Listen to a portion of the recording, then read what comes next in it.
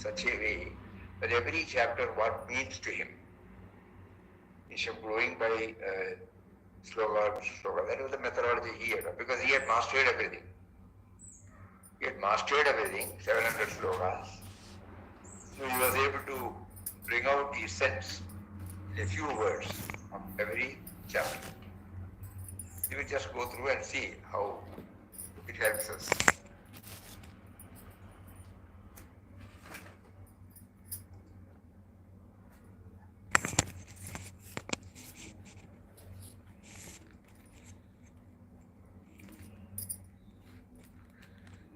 So first chapter, everybody has Krishna residing in his heart as the indwelling self. He is nearer to us than the nearest. Let us bear our heart with all its impurities and weaknesses before him and say, O Lord, I take refuge in you. You are my sole guide, my master. Show me the right path, I shall follow it.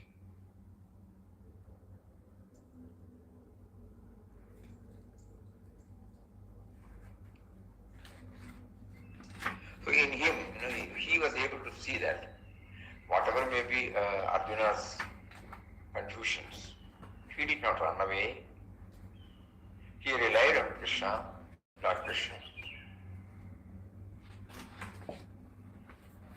So Vinobaji is telling us, you also try. Everybody has Krishna residing in his heart as the indwelling self, the power behind our body, mind, intellect, equipment, the power behind our dealing, the power behind the life force, the consciousness, the intelligence. He is nearer to us than the nearest.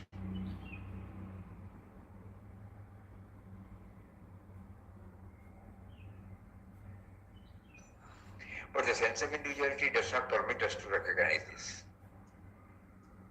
So here he says, let us bear our heart with all its impurities and weaknesses before him and say, O Lord, I take refuge in you. You are my sole guide, my master. Show me the right path, I shall follow it.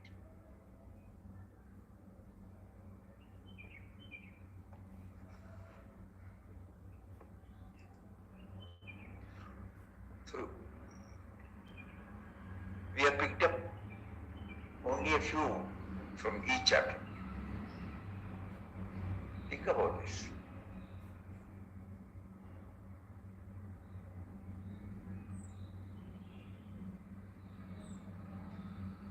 And the second chapter, our way.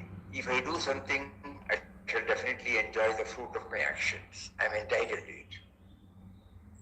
Then our way, I shall not act at all if I am not going to enjoy the fruit of my action. The Gita prescribes an altogether different attitude. It says you must of course act, but do not have any claim over the fruit of your actions.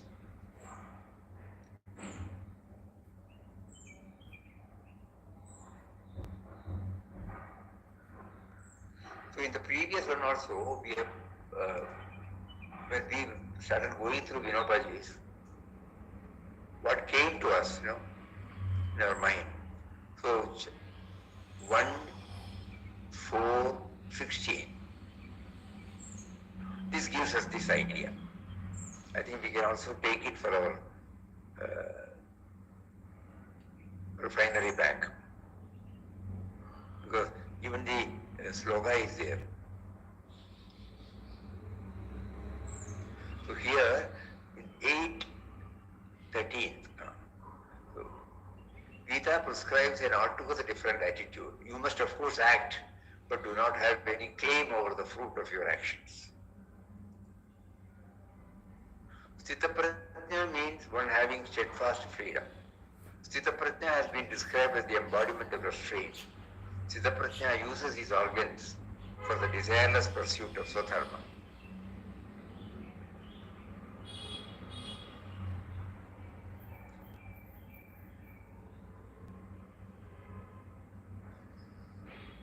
So first, we try to recognize. The Gita study should enable us to understand this. That he is within, He is within, He is within.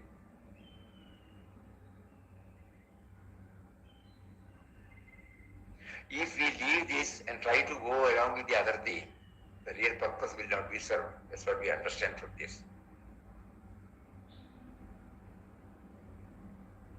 I have understood intellectually, but I am not in a position to absorb it.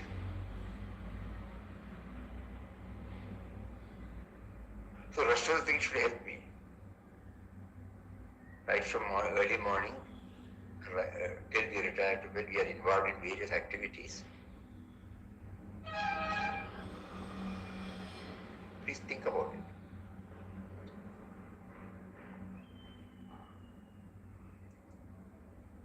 Renunciation of the fruit of action is the thing of distinctive importance in Karma Yoga.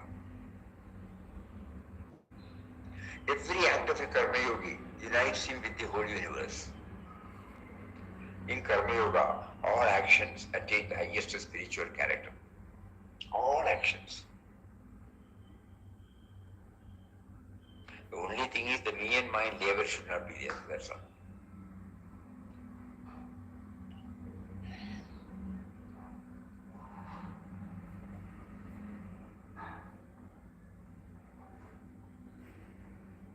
So first chapter was telling us about somehow whatever may be the thing, we should know that He is within us. Whatever may be the distractions, we should keep on reminding us. Of course, Namdhyan Seva is also for that. Only to know that He is within, He is within, He is within. We try, we keep on trying. So then, next one, actions. Whatever actions I do, suppose when I start thinking that He is within me, then naturally He is propelling me to act, He is making me to, He has organized everything for me to act. Naturally the fruit of action also should be His. And to know that I should develop the attitude of a man of steady wisdom, Sita Prajna. And again, because we are all involved in various activities, all activities we should try. We have failed, agreed. But in some or one or two, you have definitely brought in. By hearing. So let us now try to dwell on it again and again. Everything has been given by you. Even the field has been given by you. Even the very equipment has been given by you. But still I fail to recognize. So all that I can do is, whatever activities I am engaged in, I can dedicate to you. I try to dedicate, anything, right from the minutest to the grossest.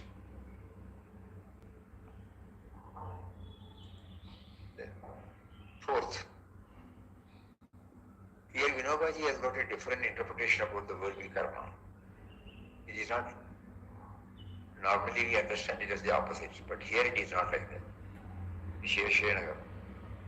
Vikarma is the word that the Gita uses for this involvement and application of the mind in work. Vikarma means a special karma which varies with the needs of each individual mind. Only when the mind is in tune with the outward action will the flame of desirelessness be lighted. Is in tune with the outward action. Desirelessness is gradually developed when karma and vikarma come together.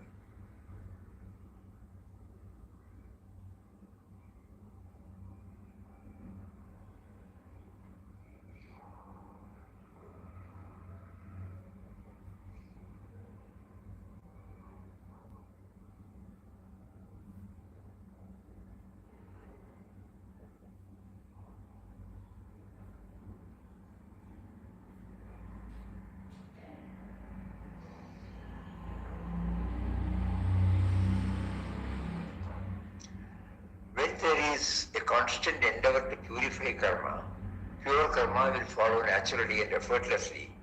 When karma becomes effortless and burdenless, it is transformed into akarma.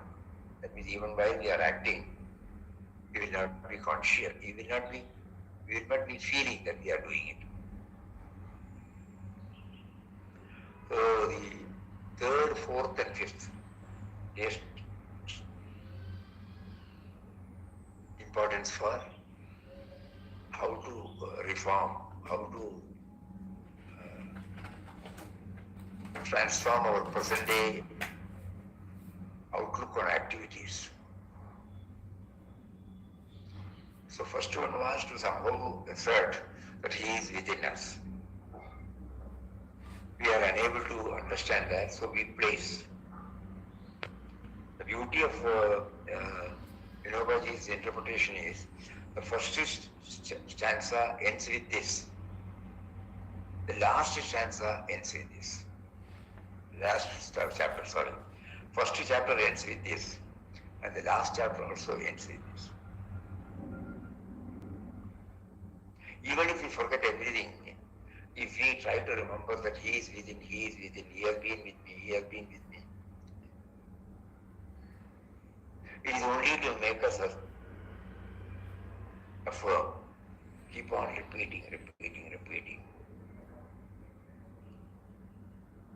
You have provided everything for me. The very air I breathe, the very earth on which I stand, that body temperature,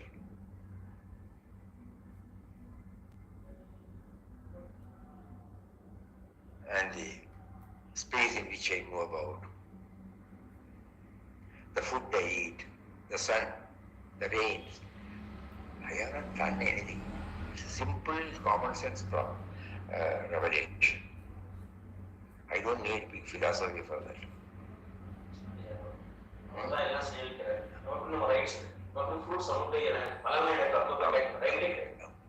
What right we have? We have to keep on hammering this truth. Why don't you make us realize this, please? So in any way we can say the Gita study should enable us to somehow keep this flame in our heart. Because our vyavaharic tendencies, vyavaharic environments, where we don't bring him into the picture. So actually there is nothing called vyavahara. Everything is his. Right from our childhood we have separated this. Even though we may be hearing through discourses or through books. Just like, Papa says, there is nothing called sadhana and daily life. Everything is one and the same. We have to convert every activity as a sadhana. That is the outcome.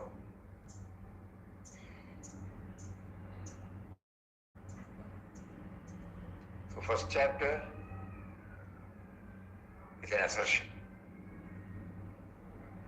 Everybody has Krishna in his heart, you will see.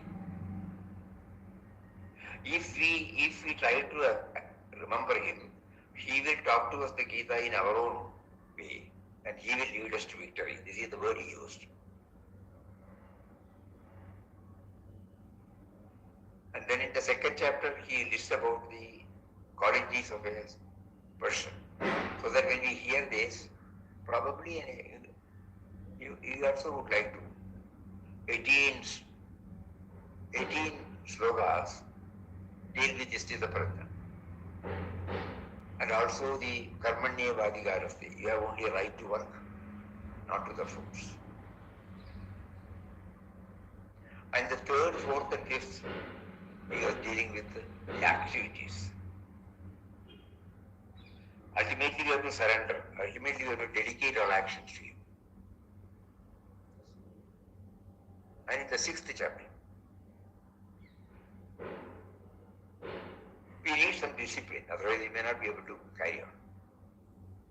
The yoga of meditation consists of one-pointedness of the mind, moderation, regulation in life, to help attain one-pointedness, equanimity and evenness in outlook. food, work, sleep, everywhere we should have moderation. These are all the things which now we understand that if the one-pointedness of the mind is not there, we will not be able to concentrate on him. He is there in the form of consciousness. It's only a statement. How will I know that he is in the form of consciousness? I have to go a little inward. Again, the mind will go out when I sit for that. That is your one-pointedness. And for that, I should be moderate in everything. Yukta ahara viharasya. Even in food, rest, and work. I should not be a workaholic. And equanimity and evenness in outlook.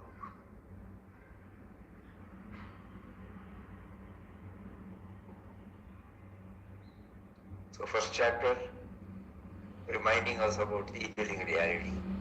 Second, about the codifications of Sthita Prajna I should try to become. And also of dedicating, not aspiring for the fruits of my action. Third, fourth, and fifth verse, telling how to dedicate.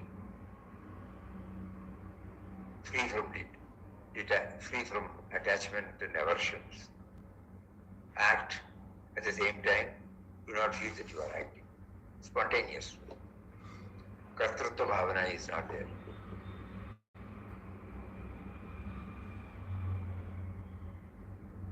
And now, I have to prepare myself for this, so that is called the 6th chapter, Yoga of Meditation. To prepare my equipment to feel this. And then we come to the 7th.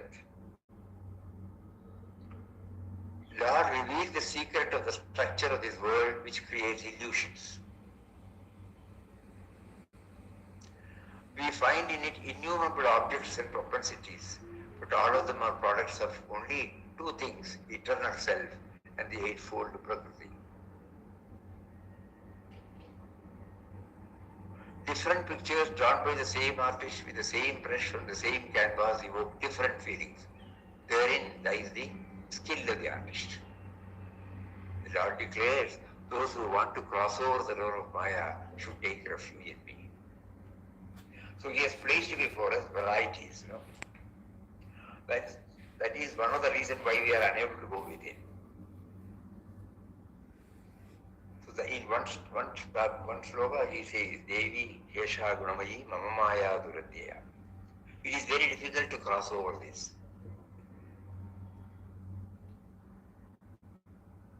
As an individual, when I try that, I see only this. Varieties. That take me out. When I try to go inward, the moment I close my eyes and try to go inward, how is it that I am watching my thoughts, I am watching my breath.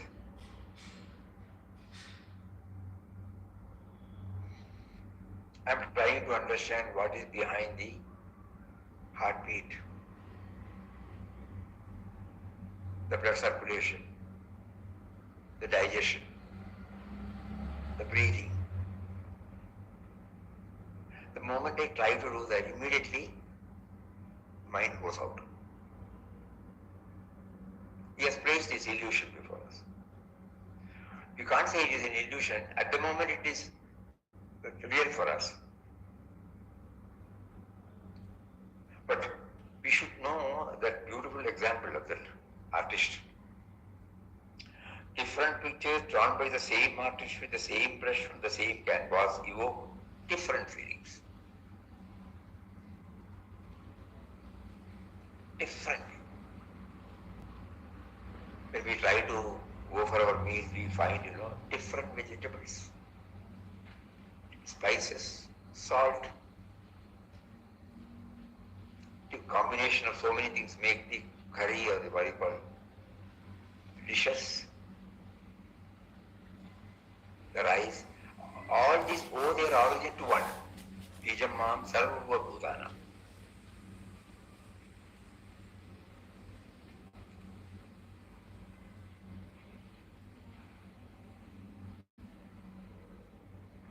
So though he has placed us in the midst of these, our effort is to know, okay, it's all right, the mind is going out.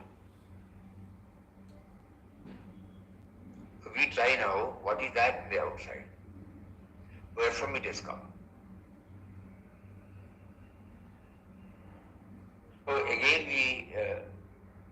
we are indirectly prompted to go to our source. We close our eyes and try to feel out where from the thought comes, That is one method. Another method is when I open, I see so many objects. And each object, I may not be able to understand, but I can try, whenever I am a little free,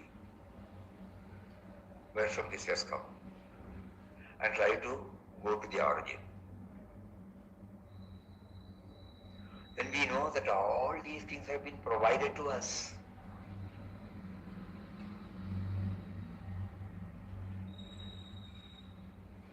The benefactor has not specified the beneficiary.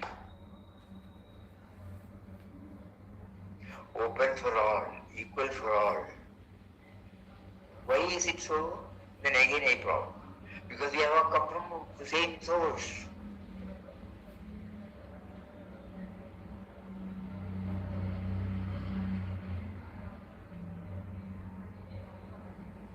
So each chapter, the contents of each chapter is directed towards this fundamental key.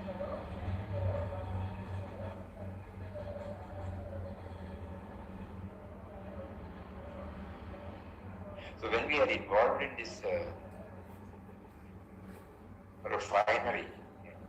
refining process, where we try to convert our mind into a refinery so that all thoughts, all words, all deeds, when they come out of it, bear the stamp of this. Stamp of what? Stamp of this principle. That it is coming from him. He has prompted, he has motivated, he has facilitated. That is the refinement. Then the crudity is refined, and then because the benefactor has not specified the beneficiary, slowly we try to at least feel at the intellectual level that all my thoughts, words and deeds also should reach out to everybody equally.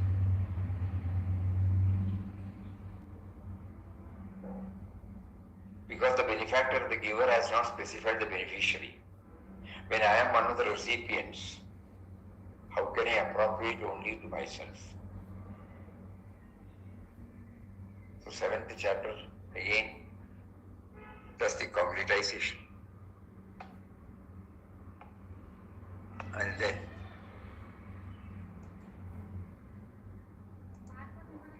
we come to the 8th.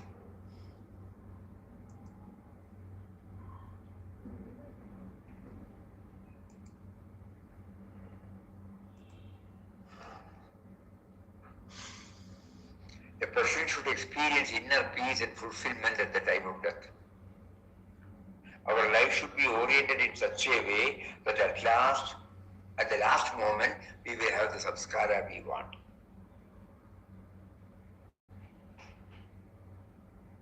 Suddenly we realize, yes, as an individual, I would like to realize that he is within me. Intellectually, I am convinced, I am in the process of getting that experience. But again, I know that the so-called me, I exist because of this body. And the body is subject to wear and tear. And ultimately, death. So what do I do now? In the next birth at least,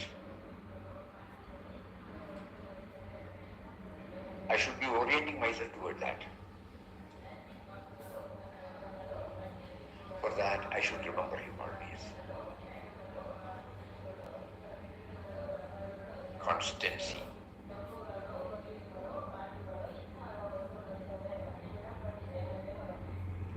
And how do I know that? At the last moment, whether I remember him or not, that is the litmus test. If I practice it only at the last moment, it will not come.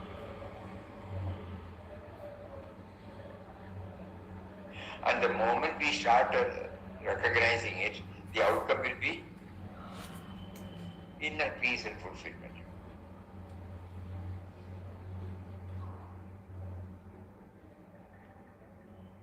So remembrance of him, that is highlighted in the 8th chapter. And also to know that this puny, this body, mind, intellect, as well as the body, this body is subject to death.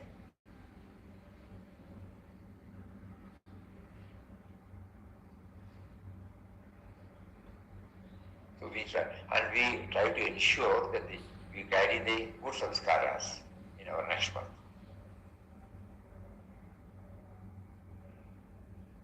He beautifully says, whatever we do, whatever actions we do, it leaves samskara, vasanas. And that is the capital with which we start our next year.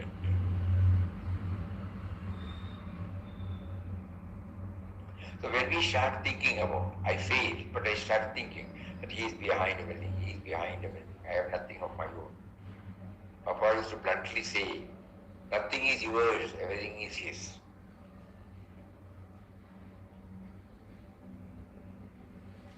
So when we try to develop this samskara, outwardly we may be functioning as he prompts us to do, but inwardly we are free from all attachment, all possessions. If that samskara comes, for that we should remember the Lord who is the owner of everything.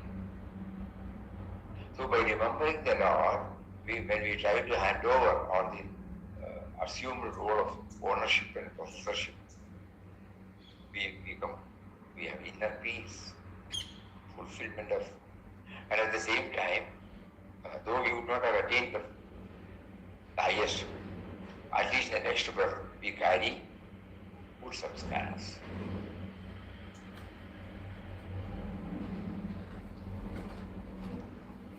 And then we move to the 9th. The saints proclaimed that the Lord's name can lead one to moksha.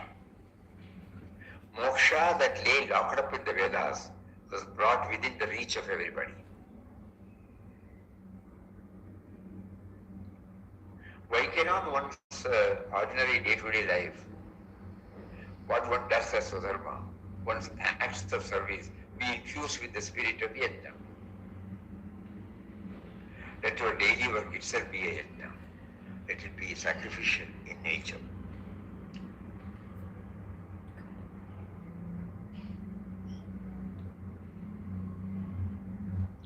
So here he makes us to, everything has been provided, Brahma, Pranam, Brahmavi, Brahma, Brahmanakam, everything. So for that, what I should do? I should remember him. How to remember him? Through chanting his name. I need not practice anything else. Keep on remembering him, keep on remembering him. That is why he said it's a express highway. We don't have to do anything else.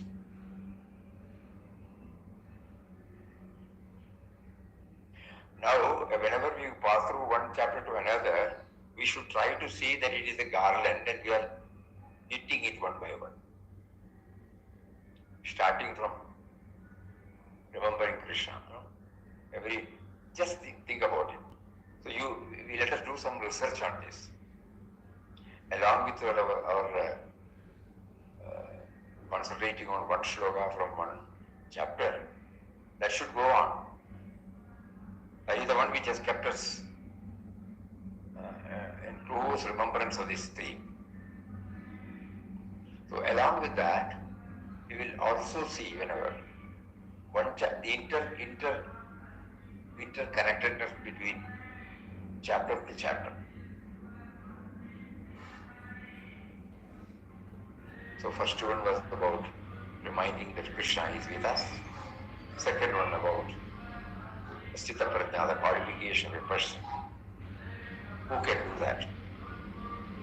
To leave everything to him, we need some training orientation.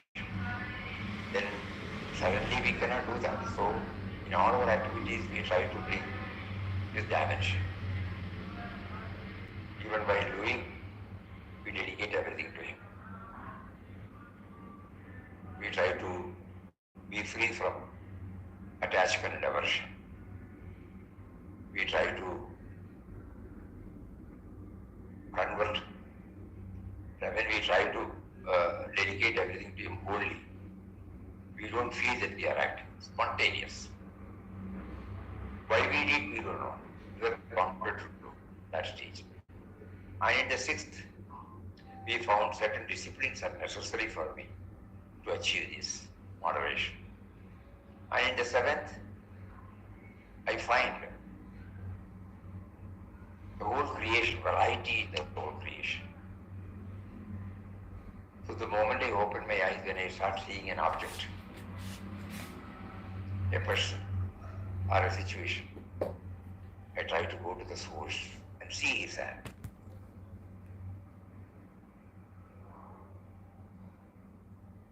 And in the eighth, I must constantly remember, otherwise I will not be able to.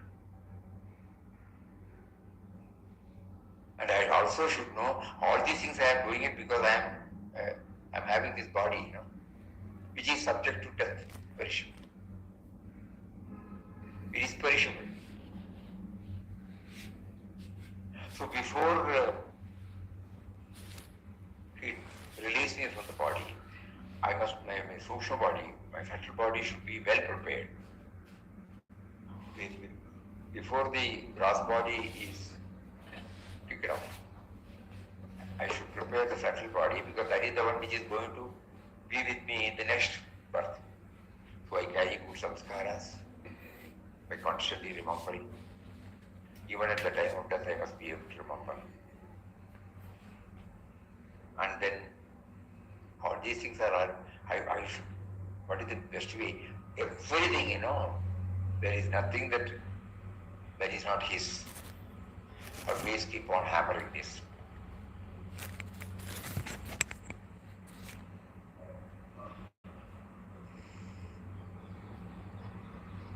And then we move to the 10th. And in the 9th, he brings out the name, Nama chanting, to remember, to remember, to remember. We don't have to do elaborate study of anything. Just as an innocent boy, child, or even if you are illiterate, we don't have to feel, oh, I could not study, I could not learn this. All that I need is only to remember him. He has given me everything. He is giving me everything. Not only, he has been giving me everything. Yeah, that is the right. Perfect continuous. And then we move to the 10th. If I cannot judge the quality of wheat from the sample of a granful of rain, how can I judge its quality from a sackful of it? Beautiful word. When previously, nowadays, it was cooker. No, nobody does that. Previously, in the open, when we cook, we have to do this firewood. To know that whether it has reached the point of boil, rice, we take one or two only, sample. Similarly, we take one or two samples of his creation. We don't have to study the whole thing. That's why it's so beautiful. Any one object, one person, one situation When we try to go through that, go to the source, we will reach. Then suddenly we realize it applies to me also. No? Suppose a person comes, where from he has come? He has come from his parents. Where from they have come? They have come from parents. Like that, okay. But there should be one starting point. You see an object, immediately we start. If it's from say, trees or plants, immediately we say where from it has come from a seed. That seed has come from where? From a tree or a plant. That plant or tree has come. Again, you go to the source. Suppose it is man-made. Suppose you see a furniture, a chair. It has come from a tree. The tree has come from where? When we take this, what are the raw materials for this specs? Where from it has come? So that is why here he says, if I cannot judge the quality of wheat from the sample of a handful of grains, how can I judge its quality from a sackful of it? There is no difference between a small photograph and its enlarged photograph. Everything that is there in the big photograph is there in the small photograph too. The latter is not a fragment of the big photograph. So beautiful, the example. What is there in the small photograph is there in the big photograph. So we try to see small things and then try to connect ourselves with him. This is the methodology he uses in this chapter.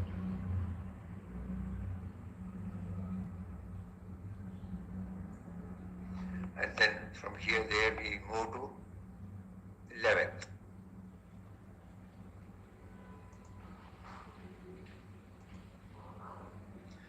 The 11th is over. So 10th. 10th we forgot.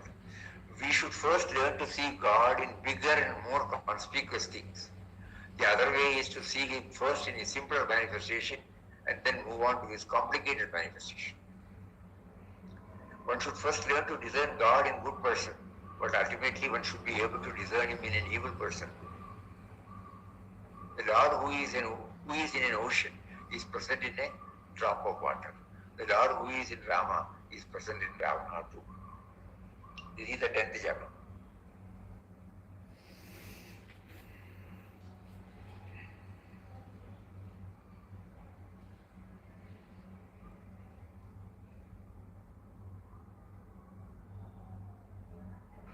Behind everything. And the 11th we just discussed now. If I cannot judge. Then from there we move to the 12th. Our old habits, right from our childhood, we were taken to us. Every day we go to the puja room. Every day our parents or elders, every day, very often. Whenever we pass through a temple, we were told it's a place of worship. We go there, we offer our prayers to the deity in the Sarguna form. And after that we leave, we carry on with our own.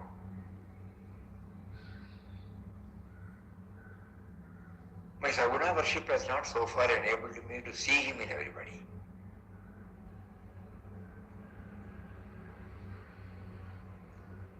So Nirguna worship is necessary. Straight away to go to Nirguna is not possible. So that is why Saguna worship.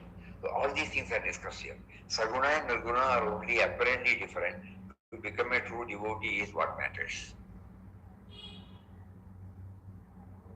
In Saguna worship, a stone image is looked upon as a symbol of God. Whereas it is Nirguna, no? It has no attributes.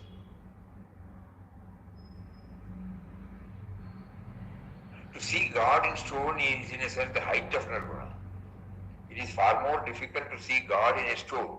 Still we worship the stone image. Is it not the very form of the Nirguna worship? Actually, this example helps us a lot to clear our many obsessions. Both of them are relevant. Both of them are required. If you remember right, Vinobaji will say,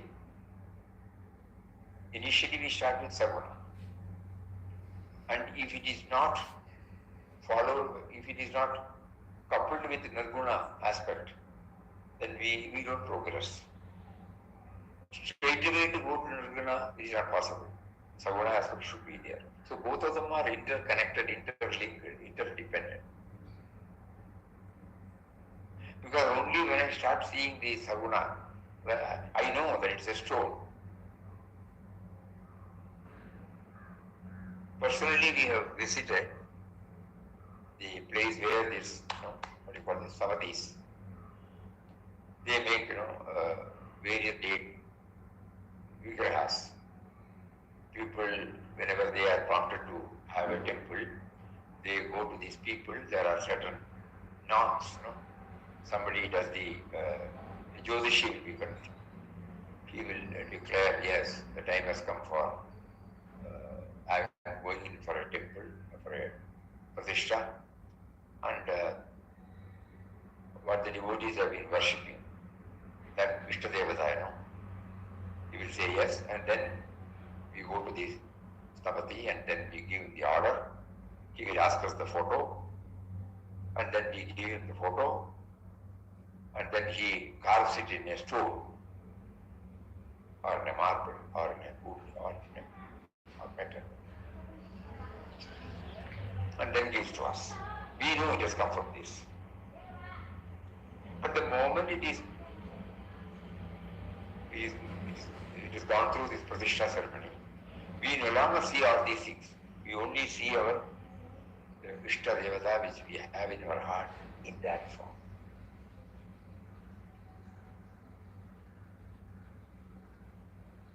See the Saguna and Nirguna.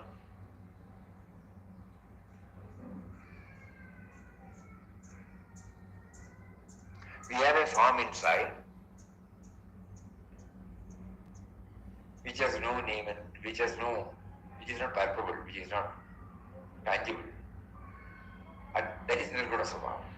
But that is there in the form of a deity.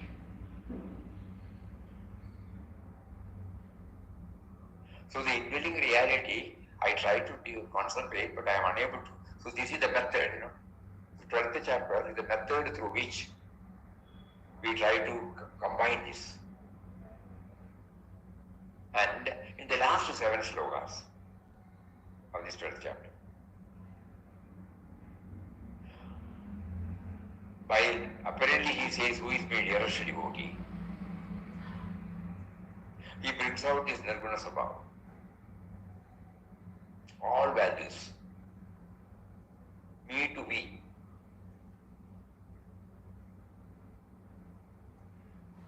detachment, everything comes there. So ultimately, we have reached that state. Then only we will be able to understand, realize it in every creation. Instead of getting localized to a particular form in a particular place, when the values are developed, Adhyashta, Sarva Bhutanam, Maitra Karuna Evaja, all those things are only making us to come out of this, in Papa's words, toils of individualism. And then we move to the 13th. The greatest hurdle, all these, the greatest hurdle is, I have been trying to think me as only this body. With all this.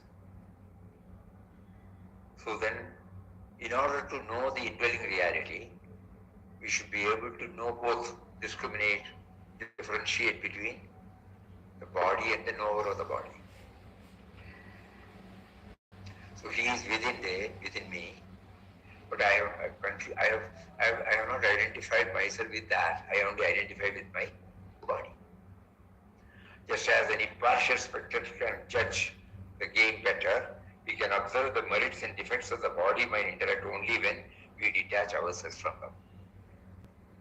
Even at the time of death, When the body has become totally worn out and useless, the self is as healthy and faultless as ever.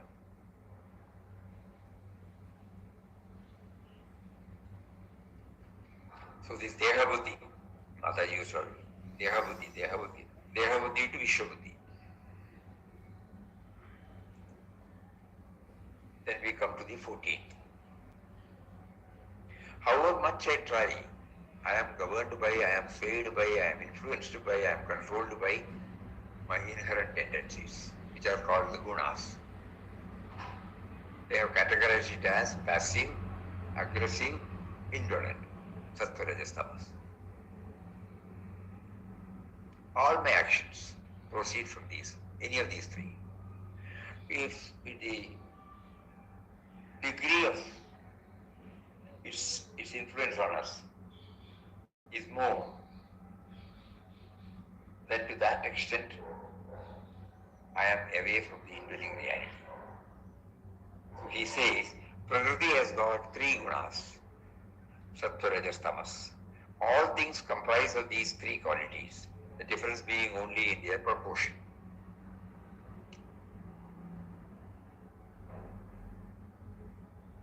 To examine these gunas and to conquer them is the way to separate the self from the body. The connection between the 13th and 14th. Think. So during this 1 hour or such periods, satsangs or swadhyaya, if we try to dwell upon it, when we sit for inward journey, it will help us a lot. That means to remove the curtain that separates me from him, I need all these things. It is all to remove the curtain, that I should know that.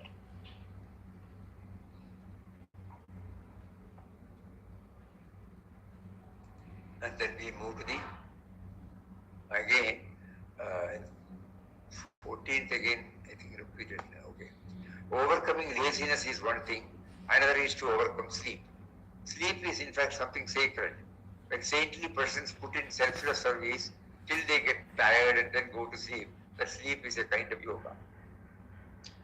The cure for laziness is applicable here too.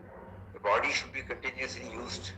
Then one will sleep like a log the moment one retires to bed. Life is given to us to attain its highest ends, to fulfill its mission. If half of it is eaten up by sleep, how can anything worthwhile be achieved in life? So overcoming laziness, tamas. And then he is dealing with the rajas, tamas and individually. Cure for rajas, living within the bounds of Swadharma. The main characteristic of rajas is the itch and ambition to engage in all sorts of activities. Another effect of the rajas is the loss of stability and patience. Under the influence of rajas, man intrudes into all sorts of activities, he forgets his Swadharma. Overactive, aggressive. But sattva, conquering sattva means the elimination of pride about and attachment to sattva. Here also, Vinobaji has beautifully mentioned this. While tamas and rajas are to be totally conquered, sattva to be retained, but at the same time it should be wounded. In the sense he should not feel, the pride should not come. We should make use of sattva, but that has to be done with care and skill. Sattva should be freed from pride. Then we come to the 15th. Seeing the Lord everywhere. The Gita wants every action to be imbued with bhakti. It wants all the activity that we do throughout the day should be done in the spirit of worship. All the activities. When I eat, when I bathe, when I attend to the calls of nature, when I brush my teeth, when I involve in any activities. Because I am keeping he is the indweller, I am keeping his residence clean, that's all. It wants all the activities that we do throughout the day should be done in a spirit of worship. Let the spirit be ingrained in you, then you would see how your behavior changes. There will be never ending service. Nothing like I will exist. The sense of I and mine will be completely erased. Everything will be for the Lord. That is Purushottama Yoga. Then we come to the 16th. It is the battle raging within the mind which we are in the world outside in concrete form. Fearlessness has been given the full place. Here there are about 24 values, has been given. Virtues, Devi Sampath and Asuri. Both are there in our mind. So we should become conscious of the same. Be alert and vigilant about the down pulling and always try to concentrate on the elevating. So fearlessness is the first quality. Fearlessness has been given the first place in the chapter. This has not happened accidentally. No virtue can develop without fearlessness. Abhayam sattva samshuddhi, he has. An army has to be alert about attack both from the front and the rear. With which fearlessness is the front, humility should be guarded at the rear. The last one is humility. In the absence of humility, there is no knowing when victory will turn into defeat. Virtues can be developed only by keeping fearlessness in the front and humility in the back.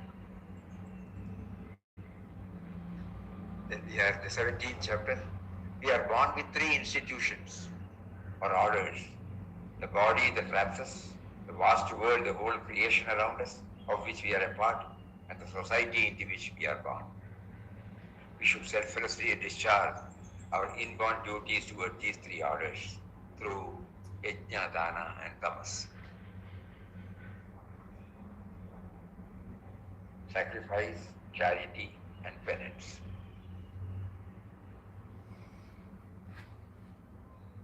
And then we come to the last one, 18th. Having said all these, the Lord then asks Arjuna, have you listened to all this carefully?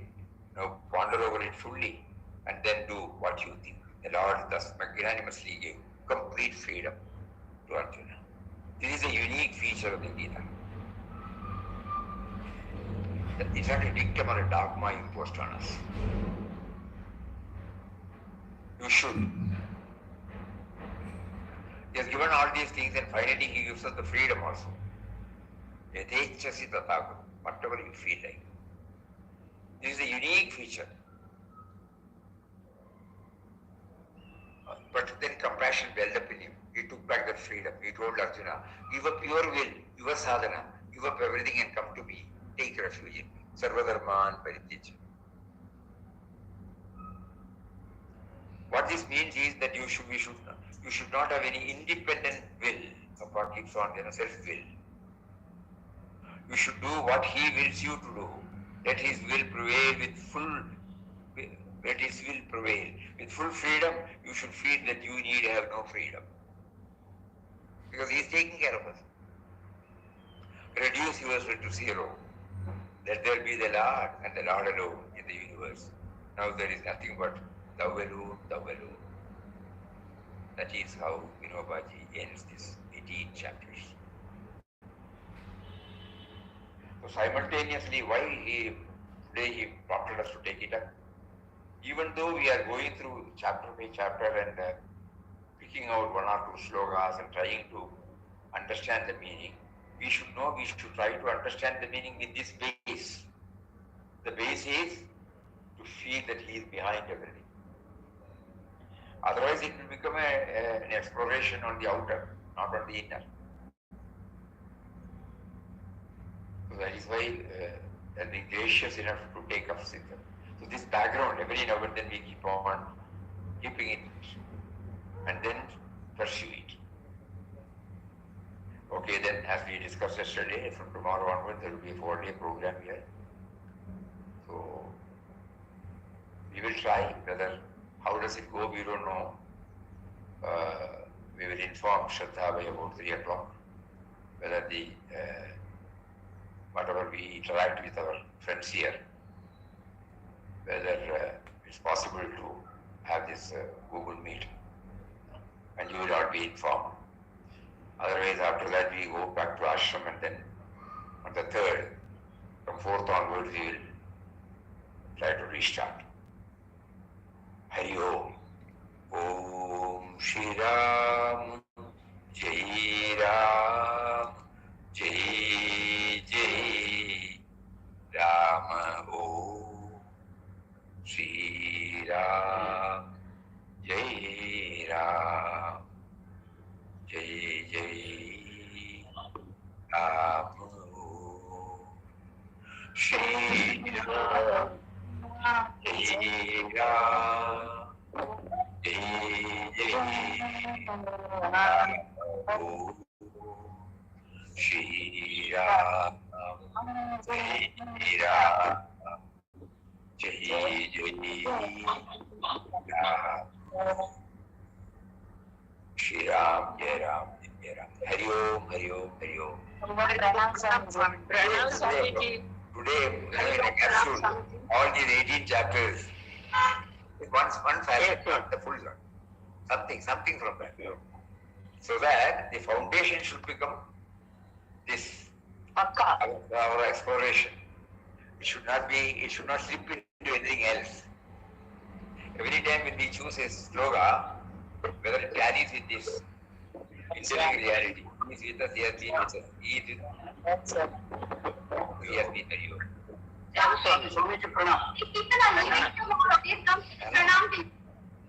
We are leaving tomorrow. They want to say pranam to you, Swamiji. Pranam. His name is Sunil and his wife is Pranam.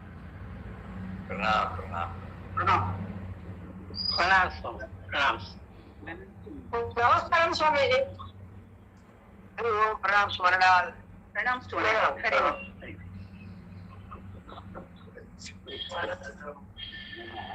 Swaranal. എല്ലാവരും